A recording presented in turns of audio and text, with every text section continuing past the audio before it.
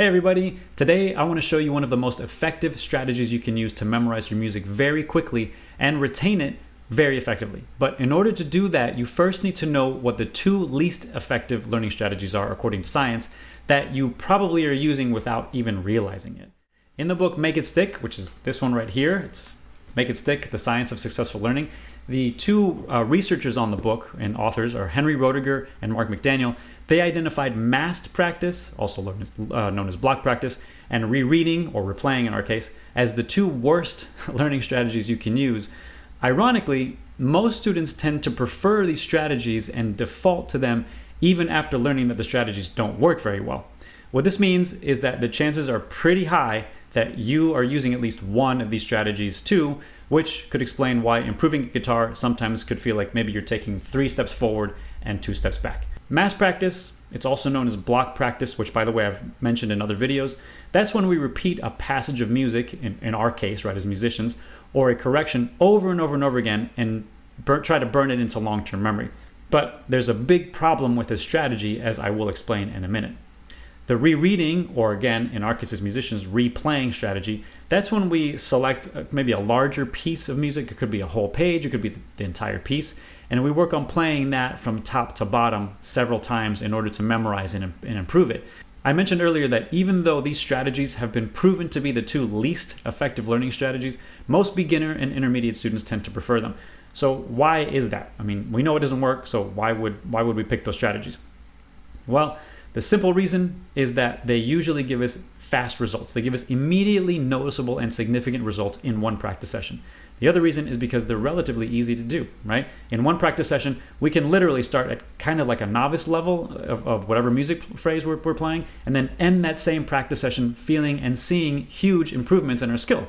I mean, sometimes we can even feel like we've mastered a particular skill or phrase in one practice session. But the truth is that this feeling of mastery, according to research, is just an illusion of mastery, or what they call in research an illusion of competence in the skill that we are working on.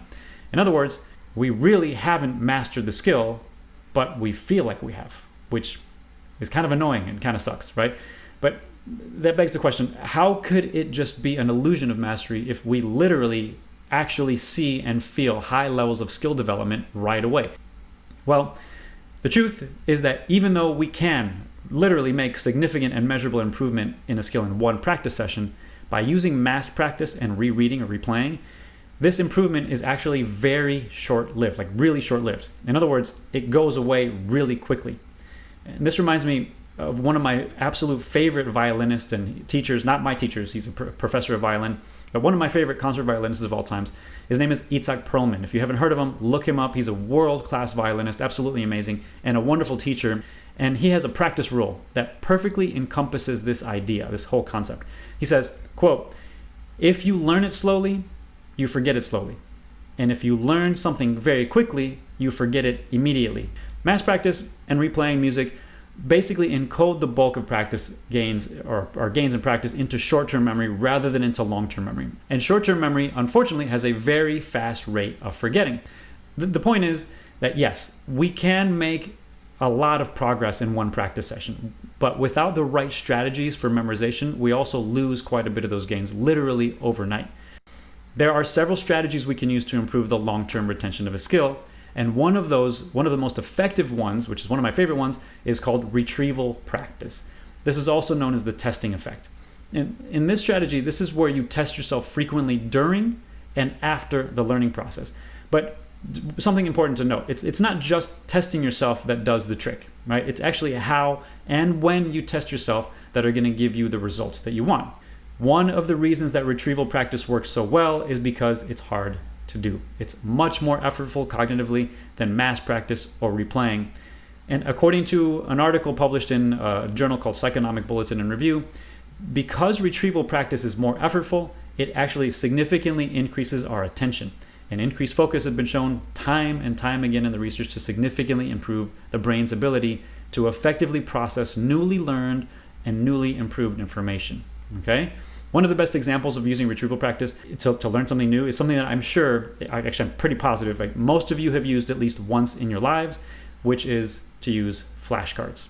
In music, we can use the same flashcard idea to memorize music. Okay?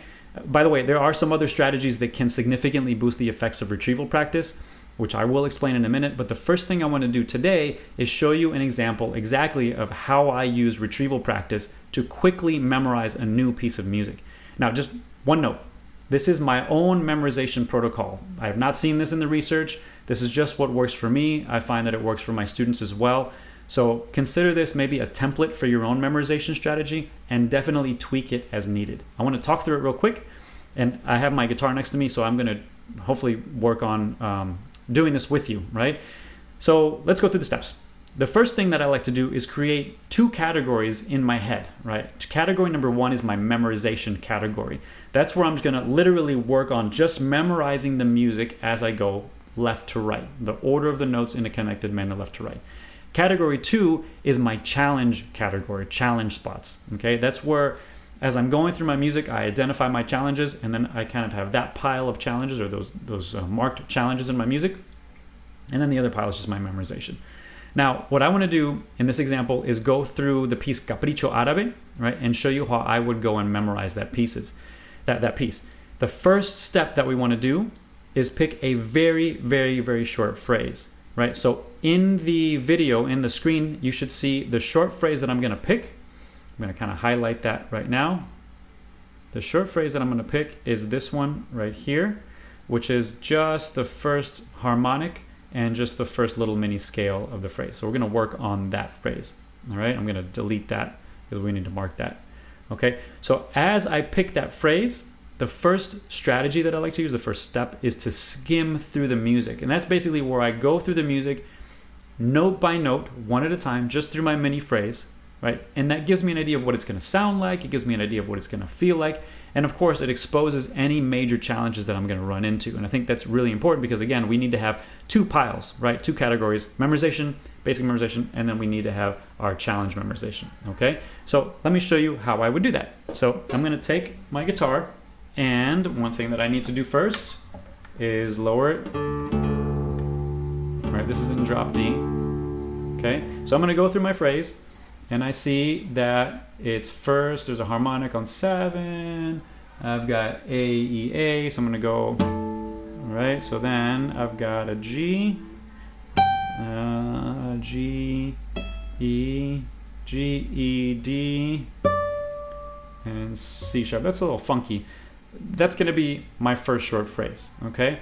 Now, what I have done here is I've identified one challenge, which is that's going to be my E to my D. So what I'm going to do first is mark that challenge, right? And I usually mark it like this. So next step number 2, that's when I'm going to go back without looking at my music at all. I'm going to look away from my music, and I'm going to try to replay that again. Now, by the way, if you're working with video or audio, it's the same process. However, if you're working with video or audio, what you want to do, what I do, because I do this too, is have a blank sheet of paper next to me, and I write down the timestamps of the phrase that I'm working on. Let's say you're working on Capricho Árabe and you have a video. That's fine. You're working on the same, what is this? 1, 2, 3, 4, 5 notes essentially with a chord at the top. So I listen to that, I play it, and I write down the timestamp of what section I played and then where the challenge was. If this was at 3 seconds, then I write 3 seconds, shift. That's it. Really keep it super, super simple. All right, so that's what I'm going to try to do. I'm going to try to play this without looking. So let's see what happens. So I'm going to go 7th fret. Okay. G, I think it was a G. G. No, it wasn't an F. G. G, G, E. Okay, so G, E. Da, da, da.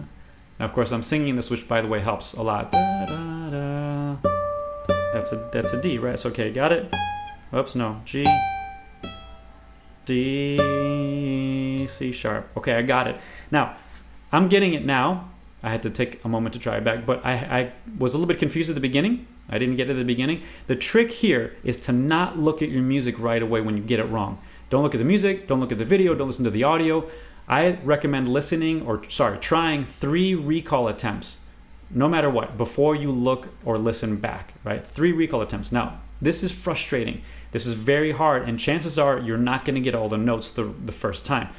That's okay. Remember, the point is to increase your level of effort, right? The more effortful it is, the better it's going to sink into long-term memory. You're going to transfer that from your short-term memory stores into your long-term memory stores. So it has to be a bit effortful, and that's a good thing. Try 3 times. After the 3rd time, whether you got it or not, then you can look back or listen back to the music to do one of 2 things. You either validate what you did, right? So you got it right. Or if you didn't, you want to correct your memorization errors. So literally, like I did right now, I went from G to F instead of G to E. So I'm like, okay, look at the music. Wait, that's G to E. Okay, right? So do that a couple times. Okay, got it now. And then I'm going to look away. If I needed to correct, I'm going to look away from the music and then try to do it again from memory, right? Okay, it was first chord. Right? I'm not even looking necessarily for rhythmic accuracy. I want to look for connection. I want to look for the right notes and the right mechanics. The first thing I recommend to worry about is the mechanics. You want it to sound good, but we're just learning the mechanics first, and I think that's crucial. Okay? Now, after that, after I go through those corrections and try to recall it 3 times, I do the same thing for my next phrase, the same few notes, right? So in this case, it's these next set of 16th notes that you see here on the screen, which I'm marking, right? Terrible mark. And I'm going to do the same thing. I'm going to look at it first. So I ended on the C sharp with my first finger, right?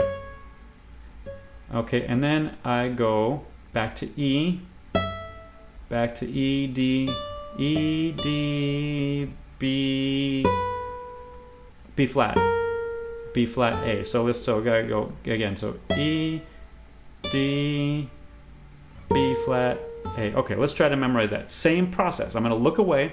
I did identify a challenge. Right? I'll mark that in a second.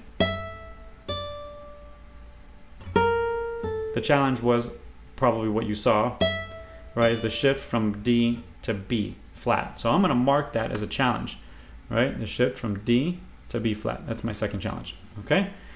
So corrected that. Actually got it right. Now I'm going to play it again from memory. Step 3, I've got 2 chunks of music. I've got the first one and the second one. I want to now do both of those from memory. I'm not going to look at the music now. I'm going to try to do both of those from memory chained together. So here we go. Okay. This is it. I'm not looking at the music. Wait a minute. So if I need to go back and correct, I'll correct it, but I'm not going to look at the music. Okay. This is the D to the B. So by the way, knowing that challenge helps me use kind of sort of a mnemonic device, like a little anchor. I know that the challenge was from the D to the B flat, which helped me memorize it. Let me try it again.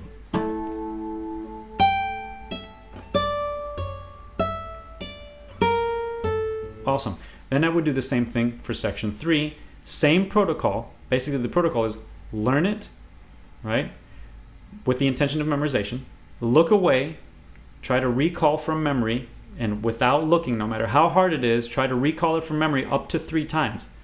Then look at the music to validate or to correct. If you need to correct it a few times. Then look away and do it again from memory. So in this case, I've got 3 spots, right? So in this case, well, 2 spots. I would do that for the next spot as well. Let's say I have a collection of 3 spots. Usually I like to do about 3 challenge spots.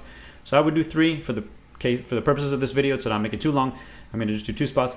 But if I had 3, then I would work on that, chain all of them together, right, for my last memorization attempt for these whole sections. And then I'm going to shift gears. Now I'm going to do something slightly different, which is to work now on my identified challenge spot. So now I'm working specifically on mechanical challenges that came up while I was learning the phrase. What were those? Well, I can look at the music right now and I can see that the first one was my E to my D was 1. Right, so it was this. It was this shift, right? Right, so literally I'm going to go right there. Okay, and I'm going to do that a few times using proper repetition strategies to make sure I'm ending with more positive than negative repetitions. Right, rest. I'll go through my strategies. Then I go to my next challenge spot. That was my D to my B flat, right? Right, and it looks like those are both plucked notes. Same thing. Proper memorization strategies. I will go through my third challenge spot, take a break, and I would do those again in sets, right? So go back to it.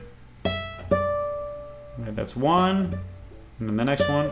but I want to do that I want to work on my corrections or improvement of those challenges from memory. I don't want to be looking at my music while I'm trying to correct them. I want to really focus on the mechanics and on the sound, right? And of course on relaxation, which by the way, we should always operate under, right? Always operate under relaxation.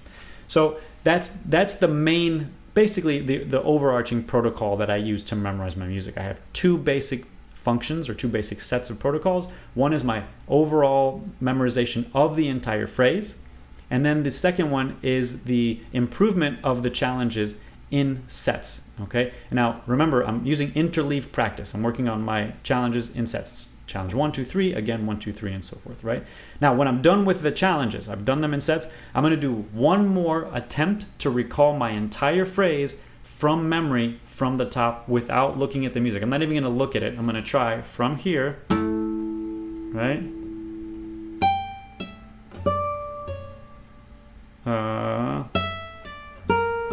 Okay, I'm not gonna look yet. I want 3 attempts.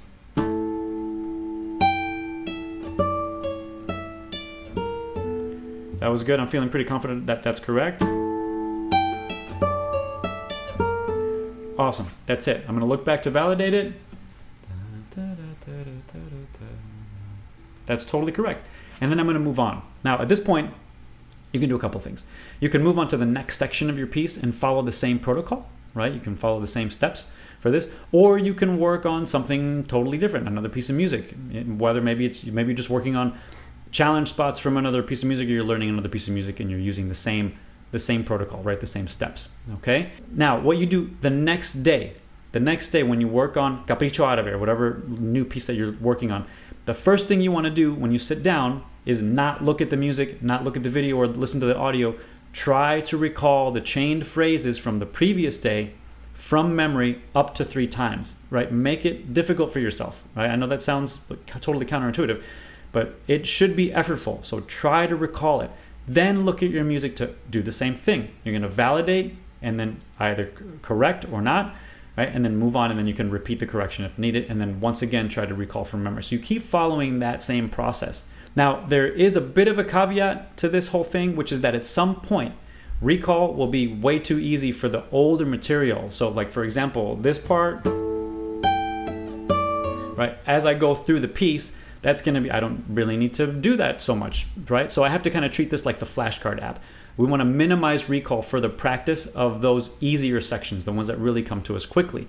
So I wanna show you a kind of a memorization schedule that I use that you can follow as well. It'll be up on the screen, and it's kind of a combination of chaining and then repetition with an intention for memorization. So basically, you can go through it this way. Section A a few times, section B a few times, then you chain A, B, A, B, right? Take a break. Then you work on section C a few times. Then you do B, C, B, C, all right? Then you work on A, B, C. So now you go back to A, but you've done it less frequently, right? Because you've already done it several times. Then you work on the next section, D. D a few times, D, D, D.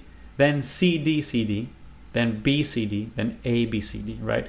I hope you get the idea. I'm just going to kind of lay it out on the screen for you so you can see how it works. But the idea behind this is that it allows you to go through your new material more often and the older material less frequently, the material that you have more memorized less frequently.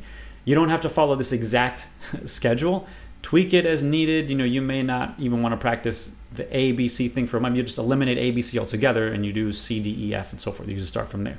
It doesn't matter. The idea is to practice the material that you know well, less often. As far as the challenge spot protocol goes, the idea is to work on this in a particular schedule as well. If it's new material, you want to use a little bit of block practice, actually a little bit of mass practice, just to make sure that your mechanics are correct and you can play your phrase smoothly, slowly, from memory, and with relaxation. Right? Those things, smoothly, slowly, from memory, with relaxation. It has to sound good, right? So that's the bottom line. It has to really sound good. So it's going to require some block repetition in order to do that. Not a whole bunch, maybe like 5, 6 repetitions to do that. And then you can work on each section in a blocked manner. So A, for example, B, for example, C, and then repeat that A, B, C, 2 or 3 times, okay? Once that becomes comfortable, once it's in memory, then you can switch to something called serial practice. So I'm gonna just work on each section once, for example, A, B, C, and then do A, B, C again. So I'm still working in sets, for my challenges, right? But I'm working on them fewer times than before, than the blocked version. Now, when the serial option becomes really comfortable, I switch to random practice. This is truly random, as if I put A, B, C in a hat, right? Little papers in the hat, and then pick one out, A, next one out, B, next one out, C. Okay, put them back in the hat. Pick one out, B, A, C, put them back in the hat, B, C, A, done. Done 3 sets. I've done 3 sets, and they're in a more randomized order, right? So there's research that shows that this schedule of going block, serial, random practice leads to more effective learning. So consider working with that. I will make a video in the future that talks about this in detail, but for now, at least you get a general idea of how it works. I would recommend not switching to the more advanced method until the previous method, the first method you're working on, feels comfortable. So first work on block practice just a little bit, and then maybe later in your practice session or the next day, switch to serial and then switch to random, right? Now, I did mention earlier that we can actually improve the effects of retrieval practice by including a few other strategies into our music practice. Retrieval alone, it's been shown over and over again to result in significant improvement in memorization. But if you really want to boost the speed and strength of your learning, especially long term, you need to combine it with proper spacing and feedback. Now, properly timed feedback has been shown repeatedly to significantly improve the learning process for both cognitive and motor skills. Think of professional athletes. They get feedback all the time, right? They've got coaches with them every day in their practice sessions. They get expert feedback all the time. And this is not limited to athletes. High-level musicians have coaches, high-level executives have coaches. Everybody, not everybody, but a large amount of people, significantly large amount of people who reach a level of expertise have regular feedback in their process. So this is a really, really effective tool that you can use. If you want an effective way to learn classical or flamenco guitar, then you might be interested in my new Spanish guitar mastery program, which is founded on evidence-based practice strategies, including, especially, properly timed feedback. Now, this program is specifically designed to help you learn and improve at classical or flamenco guitar better and faster than you would through the traditional methods like one-on-one lessons once a week, method books, or the DIY courses that are all over the place now, which are great, by the way, but again, they're missing this crucial element, which is feedback. So if this program is something that you're interested in, make sure to check out the Spanish Guitar Mastery link in the description below. Just one note, there are very limited spaces because I am very much involved in the teaching process. This is not a course. This is an actual teaching program and a learning program where I am actively involved in your progress. So because of that, there is an application process. So if you're interested in the program, make sure to book a call. You'll see the book a call link in the page. And then that way we can have a call and make sure that the program is the right fit for you. Now, as far as the spacing effect goes, like properly spacing your retrieval practice, you could probably tell when I was going through my memorization method, my protocol there, that there are some naturally occurring spaces or spacing included in the process.